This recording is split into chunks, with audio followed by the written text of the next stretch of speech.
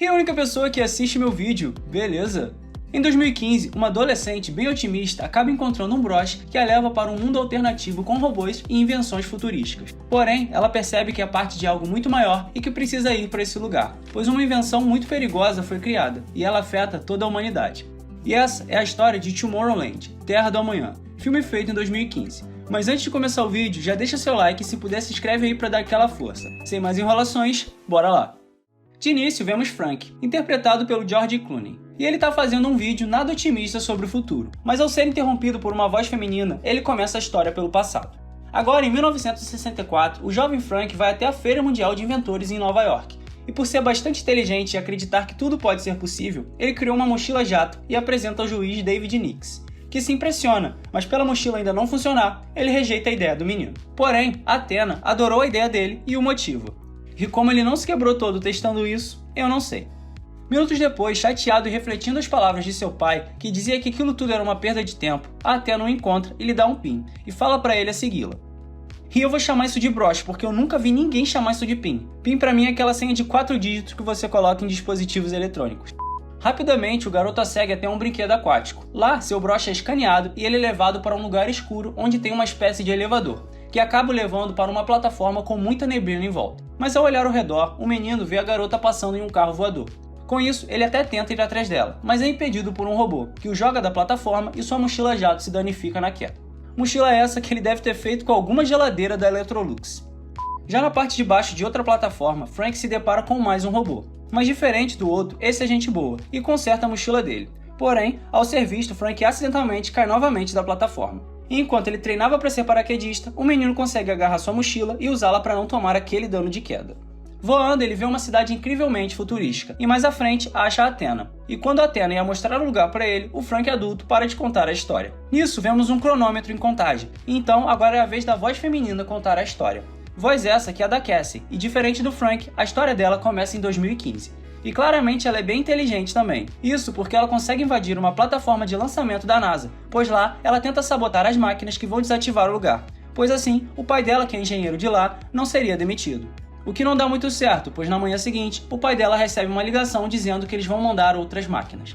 E já sabendo que foi ela, pois isso já tinha acontecido outras vezes, ele pede para ela parar, pois nada iria impedir a desativação da plataforma. Ah, e nesse rolê todo da invasão, a Athena estava vigiando a Cassie, e ela pega o DNA do cabelo do capacete da garota para liberar acesso ao broche. Sem dar ouvidos ao pai, Cassie volta na plataforma à noite e é presa. Na delegacia, alguém paga sua fiança, e quando ela vai pegar seus pertences, junto a eles tem um broche, que no momento que ela toca, ela tem uma visão de um campo aberto. Por ter deixado o broche cair, ela o pega de novo, e ao caminhar no campo, ela bate a cabeça na parede e deixa cair novamente. E para evitar problemas, ela pega o broche com uma embalagem de chiclete. Seu pai, que tinha pagado sua fiança, a busca, e no carro, a Cassie tenta explicar o que ela viu com o broche. E o pai dela tá praticamente achando que ela tá usando drogas, o que, sendo honesto, eu também ia achar isso. Porém, quando ele pega o broche, nada acontece. Ou seja, ela percebe que aquilo só funciona nela. E puto pela prisão dela, ele guarda o broche consigo. Em casa, ela espera o pai dormir para pegar o broche, e ao caminhar no campo, ela acaba caindo da escada. E por isso, ela pretende ir para um lugar aberto para poder de fato usar o broche. Ao explorar a cidade, ela percebe que tem um cronômetro na parte de trás do broche, e que ninguém pode ver ela. Continuando a exploração, ela percebe que tem água em seus pés, e que o tempo está acabando. Seguidamente, ela aparece em um rio. Se fosse eu, tinha caído no valão. Curiosa com tudo aquilo, a Cassie acorda seu irmão Nate, pois ele sabe a senha do computador do pai. E na internet, ela pesquisa sobre o broche e acha uma loja que os compra. Por isso, a Cassie fala pro Nate que ela acha que viu o futuro, e quer pra ele acobertar ela, falando que ela foi acampar. Na manhã seguinte, a Athena vai procurar a garota, mas o Nate diz que ela foi acampar. Porém, a menina pressiona o garoto, que conta a verdade. Depois de viajar e encontrar a loja, os funcionários que parecem uns hippies dizem que ela viu Tomorrowland, uma cidade que reúne mentes brilhantes e que unidas criam qualquer coisa que quiserem sem a supervisão de governos e políticos, e que só quem tem um broche que pode ver essa cidade. Porém, eles querem saber onde ela conseguiu, e que se foi uma garotinha que deu pra ela. Porém, nem a Cassie sabe como conseguiu o broche. Sem acreditarem na garota, os balconistas sacam uma arma de lasers e a atacam. Em seguida, a Athena aparece e os prende com uma granada de campo de força temporal. Só que a mão da Cassie ficou presa também, e por isso elas têm que esperar o tempo acabar para Cassie sair sem ser atingida pelos raios. Só que o problema disso é que os balconistas também escapam da bomba e entram em luta corporal com Athena, que os destroem, e vemos que na verdade eles eram robôs, e que acabaram de entrar em autodestruição. Ao escaparem da loja a tempo, Athena rouba um carro, e na estrada fala que elas têm que fugir antes de serem encontradas. Porém, a Athena foi danificada e, na verdade, ela também é um robô. Com medo, a Cassie pisa no freio e foge, e ao segui-la, a Athena é atropelada por um carro. O motorista do carro tenta socorrê-la, e nisso, a Cassie aproveita para roubar o carro do cara, só que a Athena levanta e corre atrás, saltando na caminhonete da Cassie. Mano, o coroa do carro deve ter bugado. Ele acertou uma garota na estrada e do nada ela passou pique e flash na frente dele. Na caminhonete, ela desliga o carro e a Cassie entra em pânico. Mas ela é calada pela menina que diz que deu o último broche para ela e que Tomorrowland não vai durar muito tempo, pois construíram algo que não deveriam. Enquanto isso, na loja onde teve a explosão, os policiais acham a cabeça de um dos robôs, porém são mortos pelo Dave, que eu tenho certeza que também é um robô, e ele termina dizendo para ligarem para o governador Nix, pois acharam a Athena. Na estrada, a Athena fala que elas devem encontrar a única pessoa que pode ajudá-las, e como a Cassie é curiosa, ela pergunta coisas que a Athena não tem permissão para responder, e por isso ela se autodesliga, pois é a defesa de sua programação de robô. Com a Athena dormindo, a Cassie tenta ligar para o pai, que não atende, mas ela deixa uma mensagem dizendo que está bem. Aqui eu achei a mina meio burra, mesmo ela sendo muito inteligente. Será que ela não pensou que eles podem estar rastreando ela? Afinal, são robôs, né? Agora de dia, a Athena acorda e dirige, pois a Cassie está cansada de dirigir a noite toda. E enquanto ela dorme, a Athena relembra seus bons momentos com Frank, já que é a pessoa que elas vão procurar. Chegando lá, a Athena deixa a Cassie em frente a uma casa e mete o pé. E ao entrar na propriedade, a garota é atacada por um cachorro, mas por não ter pegadas, ela percebe que é um holograma. Por isso, ela vai até a porta mostrando seu broche. Em seguida, ela é impulsionada para trás e o Frank, agora adulto, aparece perguntando onde está a Athena. Porém, a Cassie diz que ela se foi, e o Frank fala que tudo que ela viu era mentira, pois era só um convite comercial gravado há décadas. Nisso, ele deixa a Cassie sozinha e entra, mas a garota insiste, passando a noite na chuva. Porém, ao andar, ela tem a ideia de tacar fogo no carro do Frank, para quando ele sair para apagar, ela entrar na casa dele. Feito isso, ela o prende do lado de fora e começa a xeretar as invenções dele. Na casa, ela acha um gravador que mostra Frank tentando fazer a Athena rir, e vê um painel com as notícias e embaixo um cronômetro, igual o que apareceu no início do filme. Seguidamente, o Frank entra por uma passagem secreta, e nisso a Cassie o convence de dar algumas respostas. Ele conta que ele foi expulso de Tomorrowland, pois ele construiu algo que não deveria ter sido feito, e isso tem a ver com aquele cronômetro. Com isso, ele a pergunta se hipoteticamente ele conseguisse saber a data da morte dela, ela gostaria de saber.